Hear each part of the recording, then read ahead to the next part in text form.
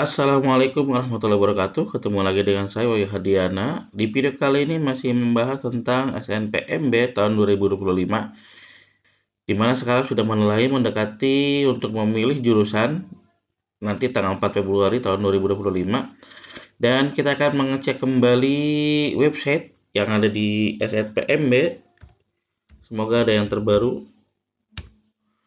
Kita akan coba cek di websitenya dan di sini ada penulisan, ada tag berjalan. Informasi daya tampung program studi baik SNBP SNBT akan diinfokan tanggal 22 Januari.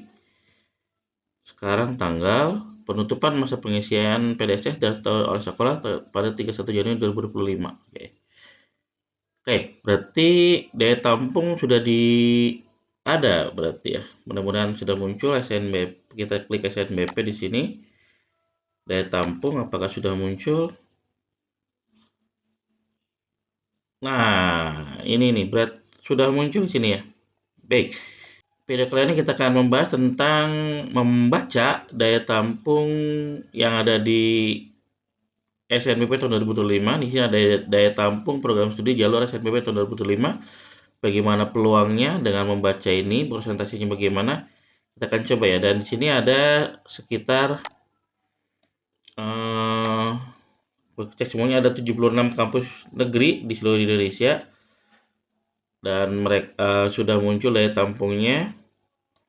Saya akan mengecek satu atau dua universitas yang terbaik di Indonesia dan bagaimana cara membacanya. Ini menurut saya. Karena dari awal sampai dari saya membantu siswa untuk melihat program studi, berikan peluang dan lainnya, saya tidak menggunakan nilai rata-rata minimal ataupun passing grade karena saya menggunakan data yang ini. Karena ini dikeluarkan langsung oleh web SNBP-nya. Berarti menurut saya ini validasinya lebih tinggi ataupun tingkat keakuratannya lebih tinggi daripada yang lain. Tinggal bisa tidak kita membacanya dikonversikan ke nilai yang ada. Nah, baik. Saya akan coba melihat apa yang ada di sini dan juga mudah-mudahan saya akan coba mengkonversikan ke nilai yang ada dengan skala 100. Di sini ada daftar PTN akademik, ada daftar PTN vokasi, dan ada daftar PTKIN. Nah, maksudnya adalah kalau daftar PTN akademik ini yang daftar PTN akademik itu contohnya adalah UI, IPB, Unpad, ITB, dan yang lainnya kayak gitu ya. Tapi kalau di vokasi, nah contohnya Politeknik, Politeknik Negeri Bengkalis, Batam, di Padang, Politeknik Negeri Sriwijaya, Negeri Jakarta, Politeknik Negeri Media Kreatif, Politeknik Negeri Bandung, Politeknik Manufaktur Bandung, Politeknik Indramayu, Politeknik Subang, seperti itu ya. Jadi ini kebanyakannya politeknik. Kalau daftar PTKIN ini yang UIN. Nah, UIN tuh UIN semua. UIN Raden Patah, UIN Intan Lampung, UIN Mahmud Yusuf Basul Sangkar, UIN Jakarta, UIN Sunan Gunung Jati, UIN Wali Songo, UIN Sunan Kalijaga. Nah, gini ya. Ini kalau ini berarti UIN. Nah, kita kan coba membaca satu persatu ya, dari ya satu unit di PTN akademik, satu unit di PTN vokasi, dan satu unit di PTKIN. Di akademik saya akan cari yang terbaik saja, yaitu Universitas Indonesia. Nah, Universitas Indonesia, saya akan kalian klik ininya, nama universitasnya, itu akan muncul daya tampung dan portofolio. Saya akan mencoba pendidikan dokter di sini. Ada pendidikan dokter, jenjang sarjana, daya tampung 2025-nya 60, peminat 2024-nya 1720, dan jenis portofolionya tidak ada. Nah, seperti ini ya. Ini berarti kita akan mengeceknya bagaimana cara mengeceknya biar tahunya. Klik lagi di sini di pendidikan dokter, tentu akan muncul presentasi. Nah, di sini ada klik presentasi di sini. Ada sebaran datanya tahun 2020, ini belum muncul. Biasanya muncul di sini data dari provinsi mana yang mendaftar, data yang diterima dari provinsi mana yang banyaknya, tapi sekarang tidak ada, belum muncul. Pendidikan dokter sarjana, saya yakin nanti ke depan ada banyak pembaharuan. Untuk sementara sepertinya kayak gini dulu. Ini 2020, 2021, 2022, 2023, 2024. 1, 2, 3, 4, 5. Ini statistik 5 tahun belakangan yang mendaftar dan daya tampung. Setelah itu ada presentasi di sini. Tahun 2020 jumlah mendaftar 1.253, daya tampungnya 36 dan persentasenya 2,87%. 2,87%. 2021 1.189, daya tampung 36 dan persentasenya 3,03%. 2022 1.242, ininya 36, daya tampungnya dari 2,90%. 2023 naik, masih tetap di angka seribuan semua tuh lihat. 1.854, 1.720, ini 50, ini 55, daya tampungnya masih di bawah 5%. Bagaimana cara membaca data ini? Ya kan? Ya simpel saja sih sebenarnya sih. Bagi saya, selama ini yang saya ngasih ke anak-anak adalah kalau daya tampungnya, sorry, kalau persentase di sininya di bawah 5%, yang ini nih, ini di bawah 5%, berarti peluangnya sulit sekali kita tembus, kecuali nilai kita di atas 90, nilai kita di atas 92, atau nilai kita di atas 93, sini ada peluang. Ya, gitu ya. Kalau persentasenya di atas, di bawah 5%, ini berarti susah. Tetapi bagaimana kalau di atas, contoh lagi kita akan mengecek di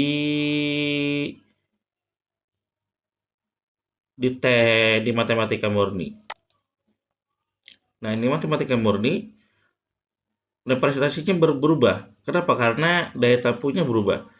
Tapi yang daftarnya tetap, lihat daftarnya tetap 200, 200, 170, 100, 200. Tapi daya tampungnya berubah. 14, 14, 14, 20, 20. Pada akhirnya presentasinya pun berubah. Ya akan dicek. Nah, kalau seperti ini ada 7,95, ada 10,15, ada 8,23. Menurut saya ini ada peluang kalau nilainya di antara 87, 88, 89 ke atas. Ini ada peluang karena masih di atas 5%. Gitu ya. Menurut saya seperti jadi kalau ke konversi nilainya kalau di atas 5%, ya kita masih ada peluang di 87, 88, 90 nilainya. Nah, ini membacanya seperti ini. Nah, bagaimana kalau kita mengecek yang lebih tinggi lagi, contoh di fisika. Fisika itu sama, tidak jauh berbeda. Tuh, Mas 200, 5, 100, ini 93 dan ini turun dan malah naik daya tampungnya dan otomatis di sininya jadi 20%. Tadi malam tidak seperti ini nih. Berubah lagi. Nah, ini berarti 20,9%. Ini ada peluang. Bagi yang berminat ke fisika ada peluang karena yang mendaftar sedikit daya tampungnya lumayan. Berarti kita 86, 87 berani bersaing lah, silakan saja. Karena jarang yang minat ke fisika. Ya, jadi berbeda tapi berbeda jika ke farmasi. Ini farmasi ini berat, ini farmasi berat. Biasanya farmasi berat. No, ini masih di bawah 5%. Apalagi walaupun ini 36 masih di bawah 5%. Artinya kalau farmasi ini minimal nilainya 89, 90. Kalau pengen masuk ke farmasi gitu ya. Jadi ada beberapa hal yang penting kita bisa membaca data ini. Simpel kok, seharusnya simpel banget menurut saya sih. Bahwa simpelnya ya sudah kalau kita lihat presentasi di sini.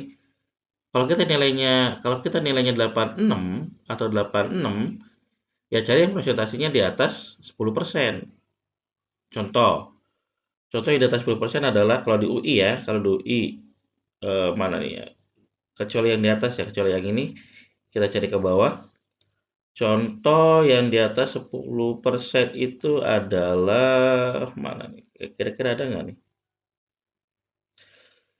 Kira-kira ada tidak tuh? Kita bisa lihat nih, ini psikologi nih tinggi nih. Ini jangan ya kalau kita nilainya di atas 90 berani lah, tapi kalau kita nilainya hanya sekian, ya terserah sih kalau memang mau ngambil, tidak ada paksaan, tidak ada yang melarang kalian memilih itu juga. Tapi ya kita lihat dulu peluangnya gitu. Makanya kan di sini kita coba mengecek apakah ada yang di atas 10%. Coba kita di sastra Belanda. Sastra Belanda apakah di atas 10%? Nah, ini ada di atas 10% nih. Ya ini rada berani dikit lah kalau memang kalian mau gitu. 86 berani lah menurut saya. Untuk di kampus yang lainnya sama ya. Membacanya di kampus yang lainnya sama. Jadi kalau di atas, kalau di bawah 5% ya, kalau nilai kalian di atas 90, 91, 92, 93, bolehlah bersaing. Tapi kalau ternyata rata-ratanya hanya 86, 87, 88, usahakan persentasenya di atas 10%. Pasti pertanyaannya simpel kalau seperti itu. Pak, tadi kan tidak sesuai dengan pilihan kita, tidak sesuai dengan keinginan kita. Ya sebalikin lagi ke kalian. Mau diterima nggak jelas NBP? Itu aja. Kalau mau diterima jelas NBP, ya itu peluangnya seperti itu. Kalau tidak mau diterima, mangga sesuaikan dengan keinginan kalian. Mau tinggi, mau presentasinya kecil, ya silakan. Itu hak kalian, tidak ada yang melarang. Cuman kalau nanya ke saya, bagaimana cara melihat presentasi ini, ya itu peluangnya seperti itu. Peluangnya kalau rata-ratanya hanya 86 ke bawah, 86 ke bawah nih, usahakan yang presentasinya di atas 10%, cukup-cukup di atas 15%, cukup-cukup di atas 20%. Kalau rata-ratanya antara 86 sampai 89, bolehlah antara 6 sampai 10% rata-ratanya. Gitu ya. Tapi kalau yang 90 ke atas ya mangga, itu bisa ngambil di mana aja. Jadi cara membaca karena statistik ini tidak jauh berbeda. Tiap tahun ini sama. Tuh sama, hampir tidak jauh berbeda tiap tahunnya. Oke. Metalurgi ini ada di kita 9% tuh, 8%, 9%. Sama, tidak jauh berbeda. Nah, berarti ini bagaimana? Ya 88, 89 minimal rata-ratanya. Nggak apa-apa 87 juga silakan. Ya, jadi gitu ya. Nah, yang berpeluang itu kalau tidak salah di sarjana terapan, tapi tidak tidak tahu apakah kalian minat atau tidak sarjana terapan. Atau fisioterapi. Fisioterapi ini sarjana terapan, tapi sayangnya di sini tidak muncul di sininya ya, berarti tidak tidak ada datanya. Kalau ada datanya kita enak membacanya. Kita cek. Oh coba kita ke vokasi ya. Kita ke daftar PTN vokasi. Ini vokasi coba kita cek. Ini ada perubahan datanya kalau tidak salah. Saya lihat di beberapa waktu yang lalu tidak seperti ini datanya di UI banyak apa ya perubahannya banyak banget ya. Tapi nggak apa-apa lah. Nah ini contoh nih. Ini ada Politeknik Negeri Indramayu. Daya tampungnya tinggi semua tuh. Otomatis presentasinya tinggi. Contoh di yang paling nih kira-kira perangkat lunak. Ini presentasinya pasti tinggi karena nggak ada di situ tidak dimunculkan ya. Presentasinya tinggi nih karena ini data poinnya wow tinggi banget ini. Ini apalagi nih? Ini hampir 50% nih. Pelaksanaan manufaktur. Tinggal pertanyaannya adalah mau tidak. Peluangnya ada, kaliannya mau tidak ngambil gitu. Ya, jadi ya terserah kalian. Yang penting saya sih mengasih tahu ini loh, presentasinya seperti ini. Ini loh, cara bacanya seperti ini. Diambil mangga. Yang penting kita diterima di PTN lewat jalur SNBP tahun 2025. Tapi kalau kalian pengen keinginan, nggak mau pola jurusannya tidak suka cari yang saya aja, ya silahkan. Kalau memang ada peluang. Biasanya kalau sesuai keinginan itu peluangnya kecil karena hampir semua keinginan siswa itu adalah yang keinginan yang bukan perguruan, ya keinginan yang jurusannya kebanyakannya familiar. Saya yakin itu. Banyak familiar. Kita akan coba buat lihat di KIN. Kita akan coba di Sunan Gunung Jati aja ini UIN Bandung. Cara bacanya sama UIN Bandung juga. Nah, ini daya tampungnya seperti ini. Nah, kalau fisika juga ini masih ya masih rada peluangnya besar tuh. Ini 20% nih. Ini yang 86, 87 berani bersaing di sini. 85 boleh bersaing di sini. Atau 84 mudah-mudahan bisa berani bersaing di sini. Tapi kalau ngambil teknik informatika ini berat. Nah, ini masih di bawah 5%.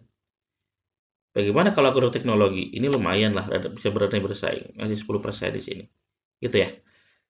Kalau manajemen, wah manajemen apalagi 1.700 tuh hampir tuh lihat tuh. Tiap tahunnya sama, di atas 1.000 manajemen. Ya pasti di bawah 5% lah. Ini berarti ya bagaimana cara masuknya? Ya gampang, nilainya tinggi, 90, 91. Gitu bacanya. Sama dengan bisnis publik. Ini juga masih di bawah 10%. Ya, ini berarti berapa? 88, 89. Gitu ya. Nah, ini yang cek Ilkom, ini ada peluang 10%. Silahkan bersaing. Oke. Jadi cara bacanya adalah, saya ulangi lagi, Jika rata-rata di sininya di bawah 5%, berarti nilai kalian harus di atas 90.